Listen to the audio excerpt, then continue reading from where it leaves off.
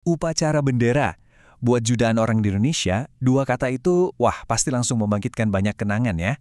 Nah, ritual yang kita semua kenal itu, ternyata sebentar lagi akan diubah. Ada aturan baru dari pemerintah yang mau menstandarisasi pengalaman ini di seluruh negeri. Terus, apa artinya ini buat para pelajar sekarang? Yuk, kita bedah bareng-bareng. Coba deh kita ingat-ingat sebentar. Rasanya berdiri di lapangan sekolah, panasnya matahari pagi, dengerin suara pembina upacara, terus semangatnya pas nyanyi lagu kebangsaan, mau suka atau nggak suka, itu tuh udah jadi bagian dari cerita kita semua kan? Nah, sekarang bagian dari cerita itu bakal ditulis ulang. Yap, rutinitas yang udah akrab banget sama kita itu akan segera diseragamkan. Dan ini bukan sekedar pembaruan biasa loh. Pemerintah baru aja menerbitkan surat edaran bersama. Ini langkah besar yang dikoordinasikan oleh 3 kementerian sekaligus. Kementerian Pendidikan, Kementerian Agama, dan Kementerian Dalam Negeri. Ini sih sinyal kalau pemerintah serius banget soal ini. Oke, jadi apa aja sih isi aturan barunya? Terus kenapa surat edaran ini dianggap penting? Apa yang bakal beda di upacaranya nanti? Lalu ada yang namanya Ikrar Pelajar Indonesia. Itu apa ya? Dan terakhir, siapa yang bertanggung jawab mastiin semua ini jalan? Nah, itu semua yang bakal kita bahas. Oke, kita mulai dari poin pertama. Jadi, yang perlu digarisbawahi ini bukan kebijakan dari satu kementerian doang. Dengan gabungnya Kementerian Pendidikan, Agama, sama Dalam Negeri, pemerintah mau bilang kalau aturan ini berlaku untuk, ya, semua sekolah formal, nggak ada pengecualian. Ini pesan yang kuat banget dari pemerintah pusat. Nah, ini nih yang bikin kita bertanya-tanya. Kenapa sekarang? Kenapa sesuatu yang udah jalan puluhan tahun perlu diatur lagi? Sebenarnya pemerintah mau mencapai apa sih dengan standarisasi ini? Yuk, kita lihat tujuan resminya. Di surat edarannya, tujuannya itu ditulis secara gamblang loh. Katanya, ini semua untuk menanamkan nilai disiplin, kerjasama, rasa percaya diri, dan cinta tanah air.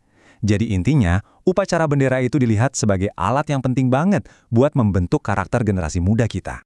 Kalau kita bedah lebih dalam lagi, ada 4 tujuan utamanya. Pertama, jelas ya, untuk memperkuat karakter pelajar dan menumbuhkan rasa cinta tanah air. Kedua, biar ada konsistensi, jadi upacaranya itu jalan terus secara teratur, nggak cuma kadang-kadang aja. Dan yang terakhir, ini jadi semacam dasar resmi buat pendidikan karakter di sekolah. Oke. Tadi kan kita ngomongin tujuannya, teorinya lah ya. Sekarang, prakteknya gimana? Apa sih yang bakal beda buat siswa pas hari Senin pagi? Nah, ini dia perubahan-perubahan konkretnya. Aturan barunya ini menetapkan 3 waktu di mana upacara bendera itu jadi wajib. Kapan aja? Ya setiap Senin pagi, pas hari kemerdekaan 17 Agustus, dan di hari-hari besar nasional lainnya. Jadi udah nggak ada abu-abu lagi, ini udah jadi jadwal standar nasional. Terus, ada satu tambahan baru yang unik juga nih. Jadi, setelah upacara hari Senin selesai, sekolah-sekolah dianjurkan untuk memutarkan lagu yang judulnya Rukun Sama Teman.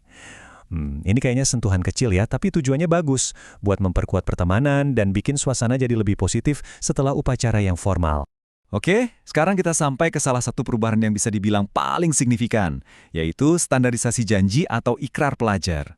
Ini langkah yang besar banget loh untuk menciptakan pengalaman yang sama secara nasional. Coba dibayangin, sebelumnya kan tiap sekolah bisa aja punya versi janji siswanya sendiri-sendiri. Nah, mulai sekarang, jutaan pelajar dari Sabang sampai Merauke itu bakal mengucapkan satu teks yang sama, Ikrar Pelajar Indonesia. Ini benar-benar upaya buat menyatukan suara mereka. Ikrar ini sendiri merangkum 5 nilai inti, dimulai dari iman dan takwa kepada Tuhan Yang Maha Esa, terus menghormati dan mencintai orang tua dan guru, lanjut ke komitmen buat belajar dengan baik dan sungguh-sungguh, lalu rukun sama teman-teman, dan ditutup dengan janji buat mencintai tanah air Indonesia. Wah, ini benar-benar fondasi karakter yang mau dibangun. Oke, aturan udah ada. Tapi kan nggak bakal efektif kalau nggak ada yang ngawasin, betul? Jadi, siapa nih yang bakal mastiin semua sekolah menjalankannya? Nah, surat edaran ini juga udah ngatur alur birokrasi dan pelaporannya. Jadi, seperti yang bisa kita lihat, sistem pelaporannya itu berjenjang dan jelas banget. Semuanya dimulai dari tingkat paling bawah, dari bupati dan wali kota. Laporan dari mereka naik ke gubernur, terus gubernur lapor ke pemerintah pusat. Begitu juga jalur dari Kemenak daerah. Pada akhirnya, semua laporan itu bakal sampai ke meja 3 menteri yang tadi. Ini cara pemerintah buat mastiin aturan ini beneran jalan, bukan cuma jadi dokumen aja. Dan ini semua udah resmi berlaku sejak 27 Maret 2026. Tepat di tanggal itu, 3 menteri yang bertanggung jawab membubuhkan tanda tangan mereka.